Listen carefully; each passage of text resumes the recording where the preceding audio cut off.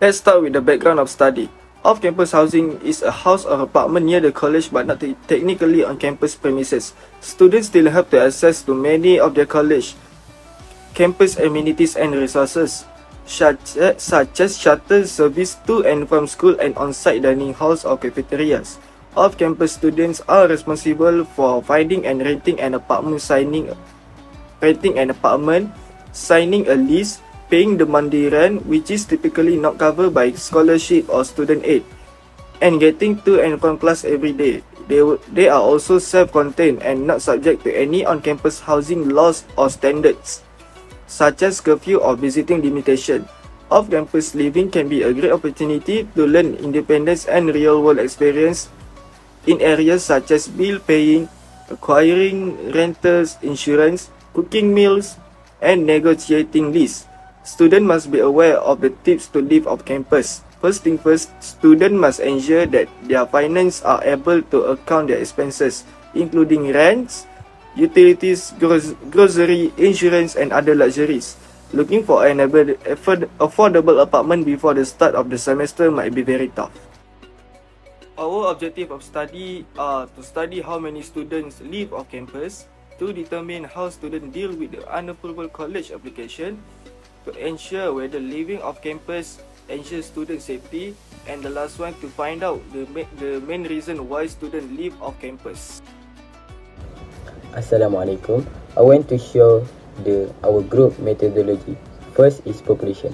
The term population describes the whole set of people or things that we are studying, analyzing or gathering data on.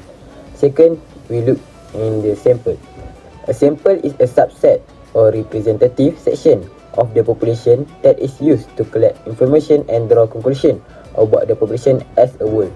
Next, we look to the sample technique. Since not all UiTM students have non-probability approach like framing sampling, we employ the convenient sampling technique. Next, I want to show you our data collection method.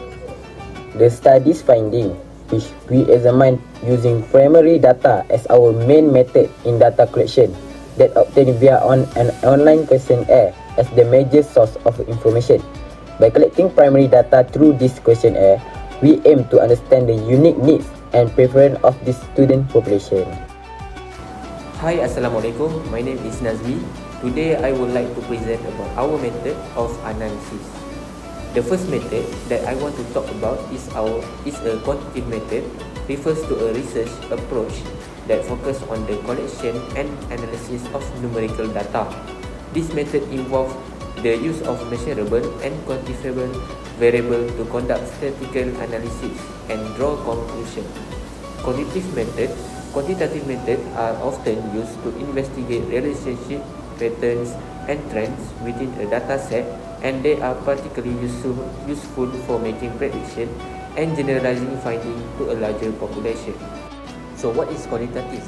In the context of statistics, a qualitative method refers to a research approach that focuses on the collection and analysis of non-numerical data. This method involves the use of subjective and interpretive data to understand the meaning and context of a particular phenomenon.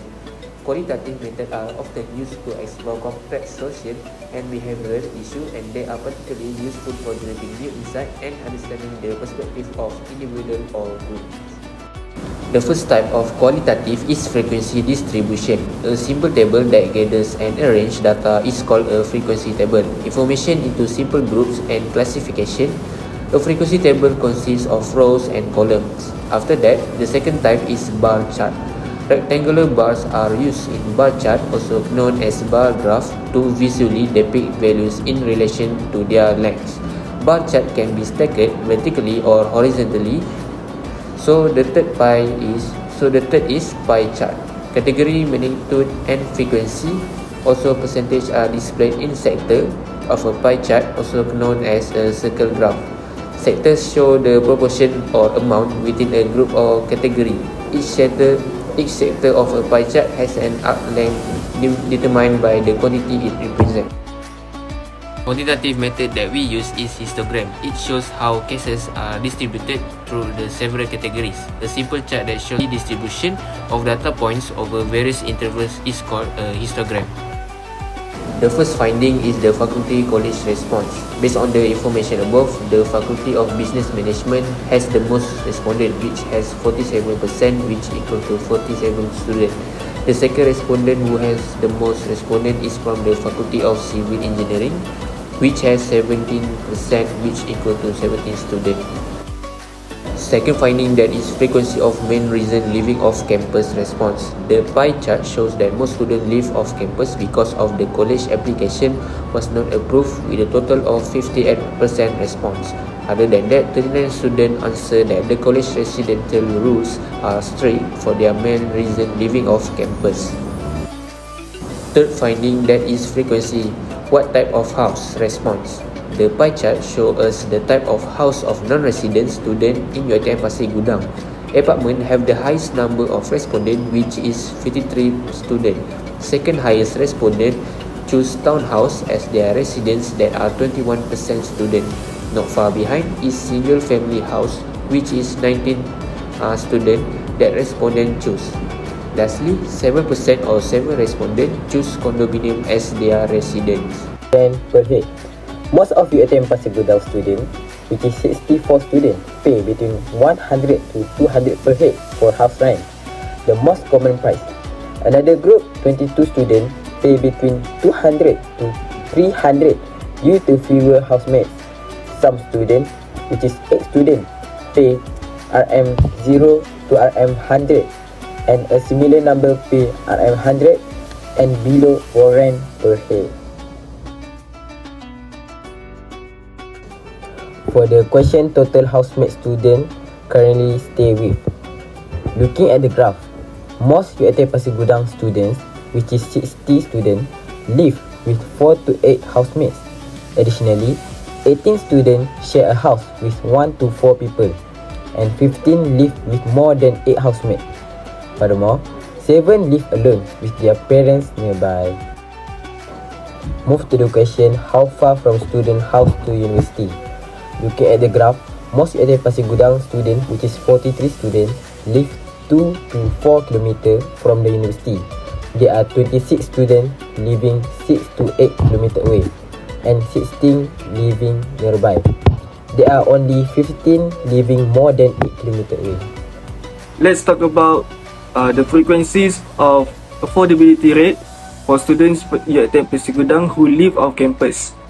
Based on the pie chart, most students have affordable price for their house, and they can afford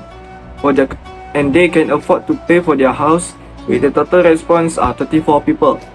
Some students also have to pay a neutral price, which is average, for their house, with the total response are 32 people. On the other hand, some students have a very affordable house, with the total response are 21 people.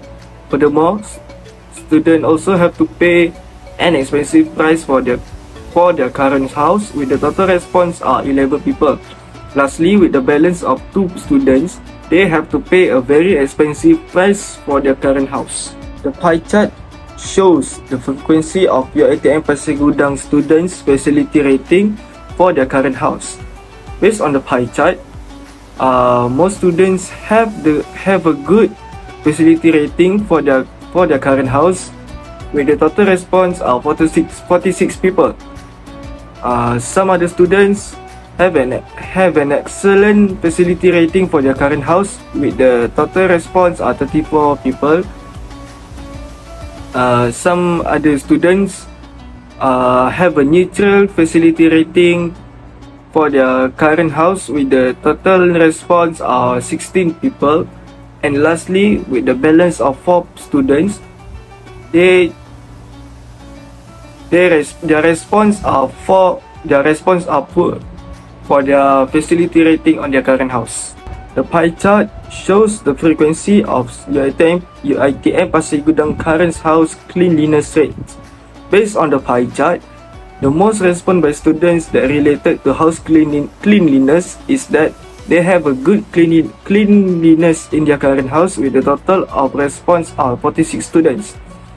Other than that, as many as 28 students have an excellent cleanliness in their current house, with the total response are 28 students.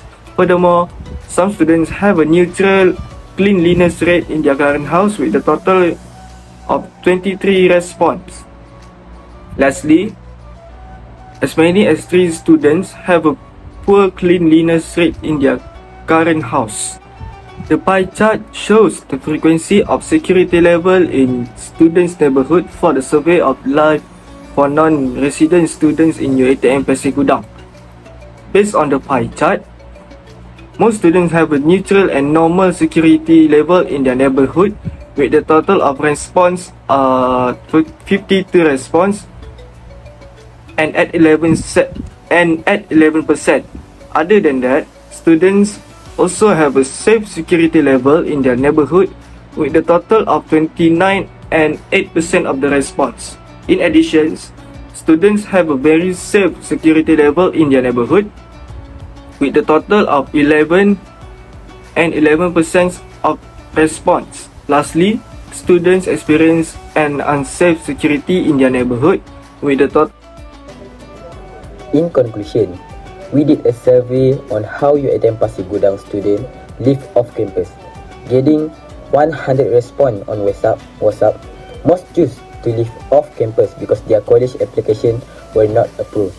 They usually stay in apartment close to the university with 4 to 8 housemates, often friends. They feel safe, think noises is a normal, find housing affordable and well kept. While neutral about housing, communities and security, most would prefer living on campus. Our teamwork made the survey a success, combining everyone's strength for data collection and analysis.